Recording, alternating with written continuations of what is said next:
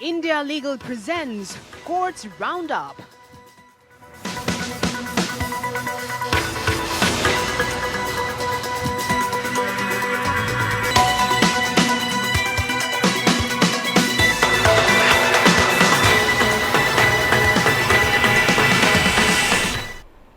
नमस्कार, courts roundup में आपका बहुत स्वागत है। मैं हूं आपके साथ नेहा दुबे। इस बुलेटिन में अगले आधे घंटे हम आपको कोर्ट से जुड़ी तमाम छोटी बड़ी खबरों से करवाएंगे रूबरू। कोर्ट की कार्रवाई और सुप्रीम कोर्ट से लेकर हाई कोर्ट और लो कोर्ट तक के फैसलों को रखेंगे आपके सामने। आइए शुरू करते हैं courts roundup. India Legal presents Courts Roundup.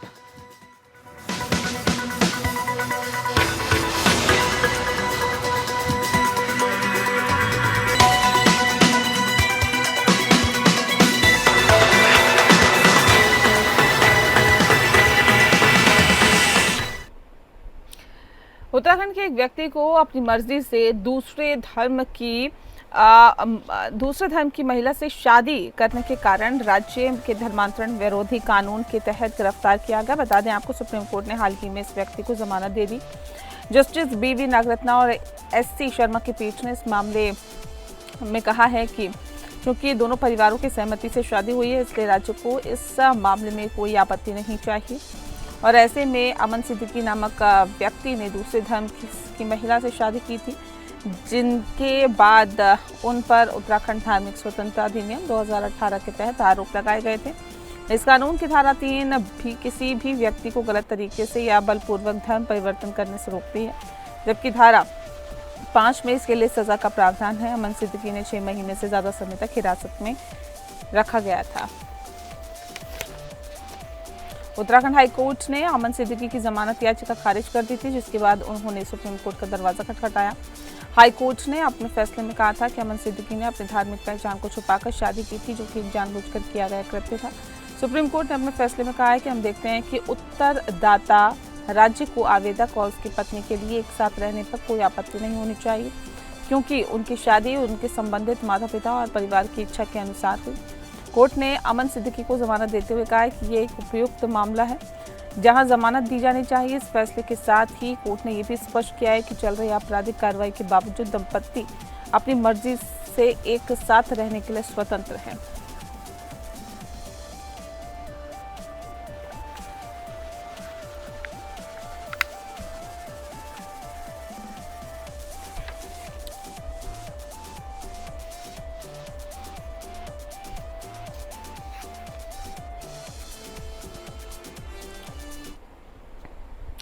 Supreme court ने एक महत्वपूर्ण फैसले में घर खरीदारों के आपको बता दें कि अधिकारों को मजबूत किया है। और कोर्ट ने कहा है कि अगर बिल्डर फ्लैट डिलीवर करने में देरी करता है तो घर खरीदारों को मुआवजा देने का हकदार है। जस्टिस सूर्यकांत और जस्टिस एन कोटेश्वर सिंह की पीठ ने कहा है कि बिल्डर और बैंकों के बीच सांठगांठ की जांच के लिए सीबीआई जांच के निर्देश देने का फैसला किया गया है। नेशनल कैपिटल रीजन में घर खरीदारों ने शिकायत की थी कि बिल्डरों द्वारा देरी के कारण उन्हें फ्लैटों पर कब्जा प्राप्त किए बिना ही ईएमआई का भुगतान करने के लिए बैंकों द्वारा मजबूर किया जा रहा है। घर खरीदारों का आरोप है कि ऋण राशि को अवैध रूप से सीधे बिल्डरों के खातों में वितरित किया गया।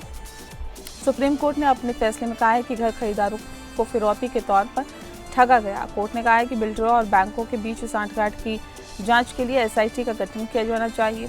कोर्ट ने यह भी संकेत दिया है कि दिवालियापन कार्रवाई का सामना कर रही कंपनियों के अंतरिम समाधान पेशेवर की भी जांच की जाएगी।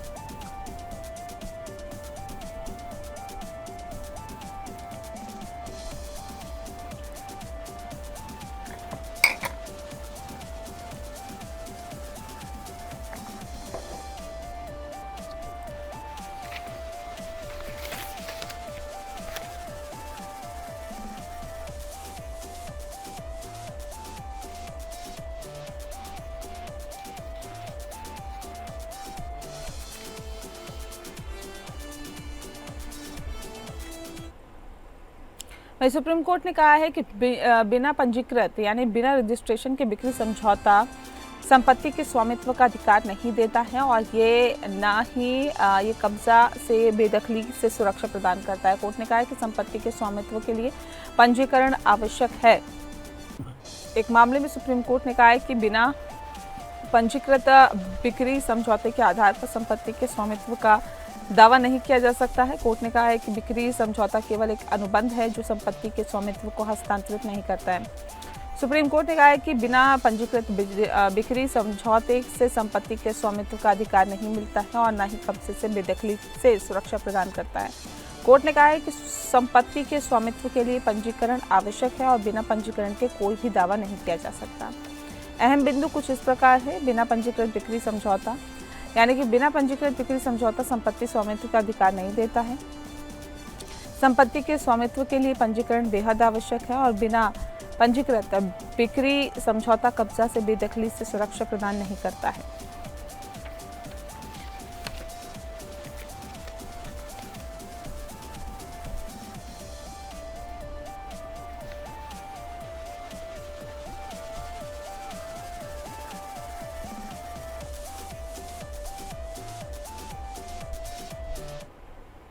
वहीं 2014 के यूपी के चर्चित आईपीएस अधिकारी मणिलाल पाटीदार की जमानत मामले में सुप्रीम कोर्ट में सुनवाई हुई। बता दें आपको कि पाटीदार को सुप्रीम कोर्ट से फिलहाल राहत नहीं मिली है। सुप्रीम कोर्ट ने यूपी सरकार से पूछा है कि मामले में अभी तक आरोप क्यों नहीं तय किए गए हैं। वहीं कोर्ट ने पाटीदार पर टिप्पणी करते हुए कहा है कि एक अधिकारी के फरार होने की उम्मीद नहीं की जाती, उसे सिस्टम के साथ सहयोग करना चाहिए था। जस्टिस एसबीएन भट्टी की बेंच में यूपी सरकार की ओर से पेश एएसजी नटराजन ने अर्जी का विरोध करते हुए कहा है कि वह एसपी के पद पर तैनात है, उनको अगर जमानत दी जाती तो इसका मामले पर असर पड़ सकता है। हालांकि सुप्रीम कोर्ट ने मामले में सुनवाई कर लखनऊ के स्पेशल जज की एक एप्लीकेशन पर यूपी सरकार को अपना जवाब दाखिल करने के लिए समय देते हुए मामले की अगली सुनवाई 17 जुलाई को तय कर दी है। मणिलाल पाटीदार पर सितंबर 2020 में महोबा जिले के कृषि व्यवसायी इंद्रकांत त्रिपाठी से रिश्वत मांगने, उन्हें मानसिक रूप से प्रताड़ित करने और आत्महत्या के लिए उकसाने का आरोप है। त्रिपाठी ने गोली मारकर आत्महत्या कर ली थी और जिसके बाद पाटीदार के खिलाफ हत्या का मुकदमा दर्ज किया गया। हालांकि विशेष जांच दल यानी एसआईटी की जांच के बाद हत्या का आरोप हटा लिया है। बता दें लेकिन आत्महत्या के लिए उकसाने और भ्रष्टाचार के आरोप बरकरार रहे हैं। पाटीदार लगभग 2 साल तक फरार रहे और इस दौरान यूपी पुलिस ने उन पर 1 लाख रुपए का इनाम भी घोषित किया था। 2022 में पाटीदार ने अपर जिला एवं सत्र न्यायाधीश भ्रष्टाचार निवारण की कोर्ट में सरेंडर किया और तब से वह जेल में बंद है। उसे इस साल केंद्र सरकार ने अनुमोदन के बाद यूपी सरकार ने उन्हें सेवा से बर्खास्त कर दिया। पाटीदार की ओर से वरिष्ठ वकील सिद्धार्थ लूथरा ने सुप्रीम कोर्ट में दलील दी कि उनके मुवक्किल 3 साल से अधिक समय से जेल में और अभी तक इस मामले में आरोप तय भी नहीं हुए हैं। उन्होंने जमानत की मांग करते हुए कहा है कि लंबे समय तक हिरासत में रखना उचित नहीं है।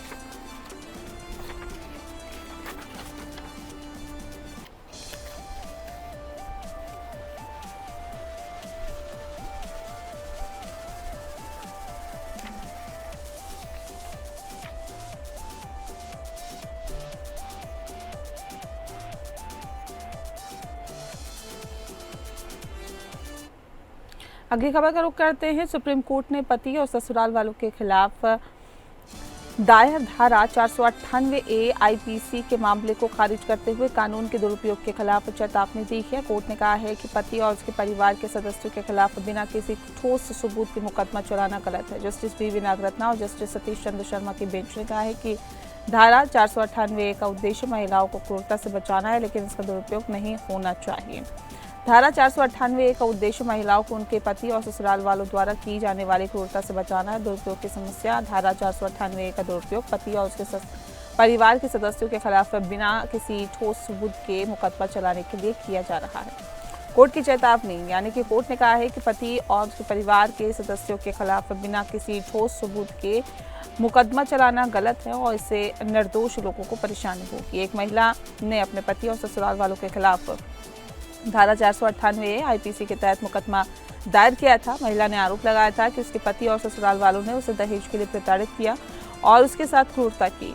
कोर्ट ने कहा कि महिला के आरोपों में कोई सच्चाई नहीं है और पति और ससुराल वालों के खिलाफ मुकदमा चलाने का कोई आधार भी नहीं है। कोर्ट ने पति और ससुराल वालों के खिलाफ दायर मुकदमे को खारिज कर दिया।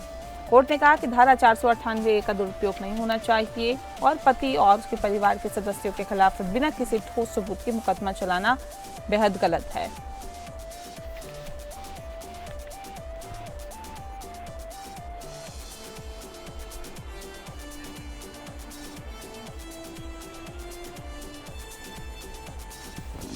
बात करते हैं केरल की। केरल हाई कोर्ट ने सोशल मीडिया प्लेटफॉर्म्स को बता दें आपको कि 14 वर्षीय लड़की के विकृत वीडियो हटाने का निर्देश दिया है और लड़की ने एक मलयालम फिल्म की समीक्षा की थी, जिसके बाद में कुछ अज्ञात लोगों ने विकृत और अश्लील तरीके से प्रसारित कर दिया। लड़की की मां ने हाईकोर्ट में याचिका दायर की, जिसमें कहा गया था कि उनकी बेटी की फिल्म समीक्षा को विकृत करके सोशल मीडिया पर प्रसारित किया गया। याचिका में कहा गया कि वीडियो में लड़की के चेहरे और आवाज़ को बनाए रखा गया था, लेकिन पृष्ठभूमि में व्यंग्यात्मक संगीत और अश्लील कैप्शन जोड़े गए थे। हाईकोर्ट ने अंतरिम आदेश में सोशल मीडिया प्लेटफॉर्म जैसे यूट्यूब, इंस्टाग्राम और फेसबुक को वीडियो हटाने का निर्देश दिया है। कोर्ट ने कहा है कि प्लेटफॉर्म को 72 घंटों के भीतर हटाने की कार्रवाई करनी होगी। याचिकाकर्ता की ओर से अधिवक्ता नवनीत एन नाथ, अभिरामी एस, अब्दुल लतीफ पीएम और गौफत कृष्णा ईजे ने पैरवी की है। लड़की की फिल्म समीक्षा को विकृत और अश्लील तरीके से प्रसारित किया गया था। कोर्ट ने प्लेटफॉर्म को हटाने की कार्रवाई करने का निर्देश दिया। वीडियो के वायरल होने से लड़की की मानसिक स्वास्थ्य पर नकारात्मक प्रभाव पड़ा था और कोर्ट ने सूचना प्रौद्योगिकी नियम 2021 का उल्लेख किया। केरल हाई कोर्ट ने सोशल मीडिया प्लेटफॉर्म को 14 वर्षीय लड़की के विकृत वीडियो हटाने का निर्देश दिया है, जो उसकी फिल्म समीक्षा को विकृत करके प्रसारित किए गए थे।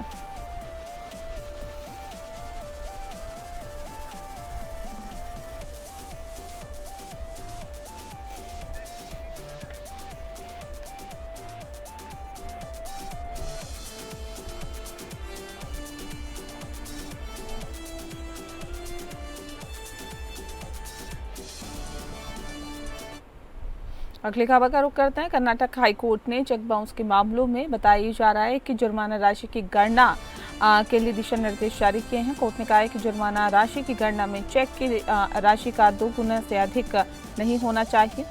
चेक बाउंस के मामले में कोर्ट ने निचली अदालत के फैसले को बरकरार रखते हुए कहा है कि जुर्माना राशि की गणना चेक की राशि के आधार पर की जानी चाहिए। कोर्ट ने कहा है कि जुर्माना राशि का उद्देश्य अपराध के लिए सजा देना नहीं, बल्कि पीड़ित पक्ष को मुआवजा देना है। कोर्ट ने कहा कि जुर्माना राशि की गणना में निम्नलिखित बातों का ध्यान रखा जाना चाहिए। चेक की राशि जुर्माना राशि चेक की राशि के आधार पर तय की जानी चाहिए। 2 गुना से अधिक नहीं। जुर्माना राशि चेक की राशि के 2 गुने से ज़्यादा नहीं होनी चाहिए। जुर्माना राशि का उद्देश्य पीड़ित पक्ष को मुआवजा देना है, न कि अपराध के लिए सजा देना। कोर्ट ने नेगोशिएबल इंस्ट्रूमेंट एक्ट की धारा 138 के तहत जुर्माना राशि की गणना के लिए दिशा निर्देश जारी किए हैं। चेक बाउंस के मामलों में यानी कि कोर्ट ने कहा है कि चेक बाउंस के मामलों में सजा का उद्देश्य अपराध को रोकना नहीं, बल्कि पीड़ित पक्ष को मुआवजा देना है। हाईकोर्ट के दिशा निर्देश निचली अदालतों के लिए भी लागू होंगे।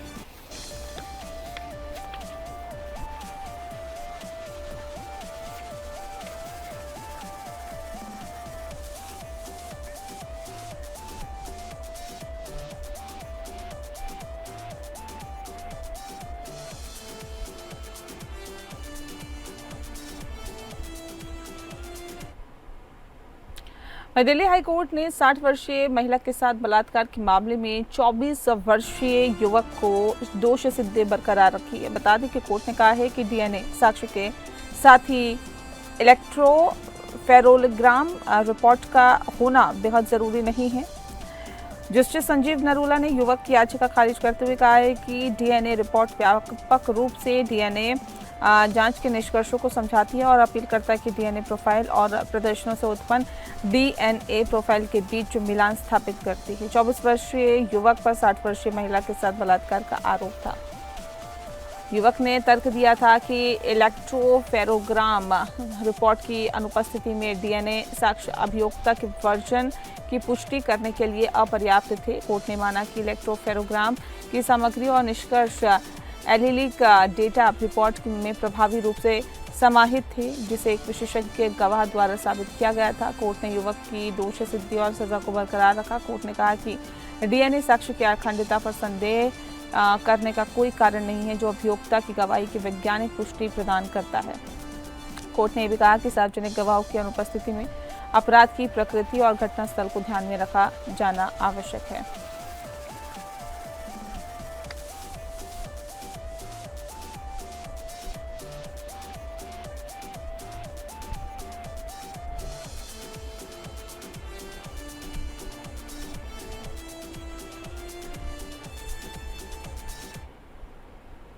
सिक्योरिटीज़ अपीलीट ट्रिब्यूनल यानी कि एसएटी में मामले की सुनवाई हुई है। बता दें कि जिसमें सेबी ने जयंता फैजन लाइटिंग प्राइवेट लिमिटेड पर आरोप लगाया है। उन्होंने शेयर बाजार में गलत और धोखाधड़ी वाली प्रथाओं का उपयोग किया है। कंपनी ने 2014 से 15 में शेयर बाजार में हेरफेर करने के लिए नकली ट्रेडिंग वॉल्यूम बनाए। सेबी ने कंपनी पर 5 लाख रुपए का जुर्माना लगाया है। बता दें आपको कि सेबी ने जांच में पाया कि कंपनी ने शेयर बाजार में हेरफेर करने के लिए नकली ट्रेडिंग वॉल्यूम बनाए हैं।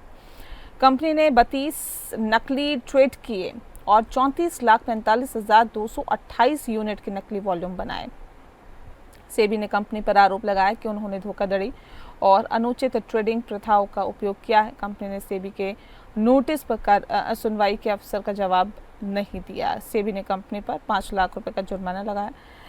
एसएटी यानी सैट ने मामले की अगली सुनवाई के लिए 26 जून की तारीख तय की है। पूरे मामले की जानकारी देंगी मुंबई से India legal researcher Hiba Khan.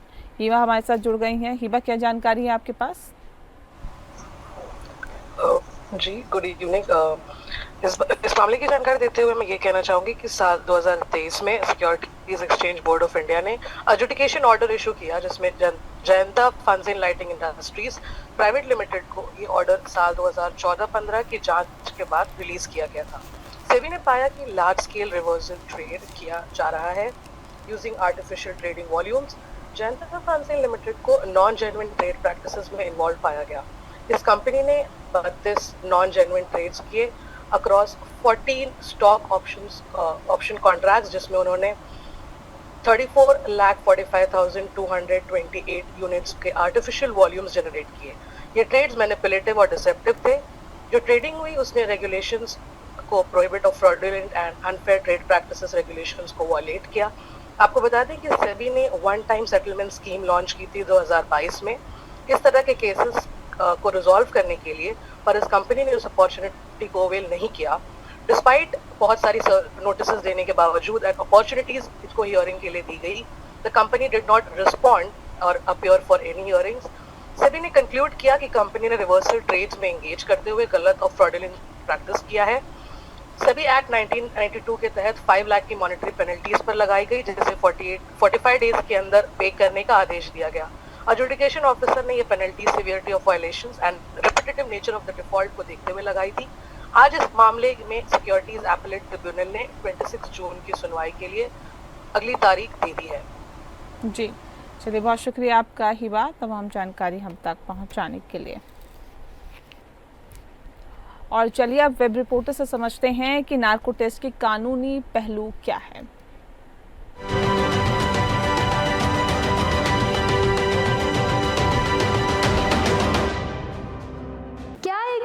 Narco analysis test के लिए रिक्वेस्ट कर सकता है।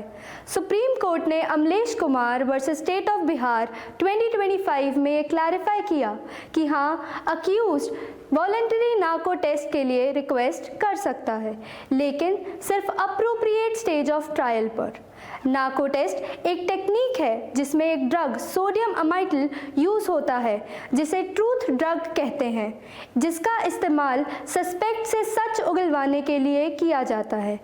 कोर्ट ने Selvi versus state of Karnataka case पर रिलाय करते हुए कहा, नार्को टेस्ट सिर्फ तभी हो सकता है जब वो वॉलंटरी हो और अक्यूज अपनी इन्फॉर्म्ड कंसेंट मैजिस्ट्रेट के सामने दे।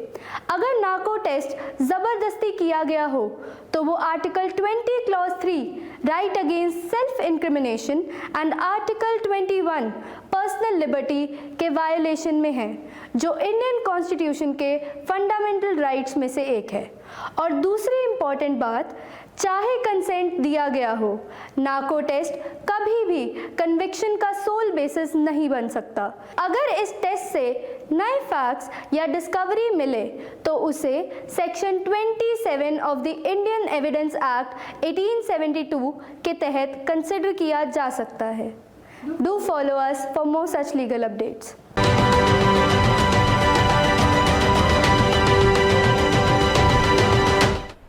और इसी के साथ बुलेटिन में फिलहाल के लिए इतना ही। नमस्कार। India Legal presents Courts Roundup.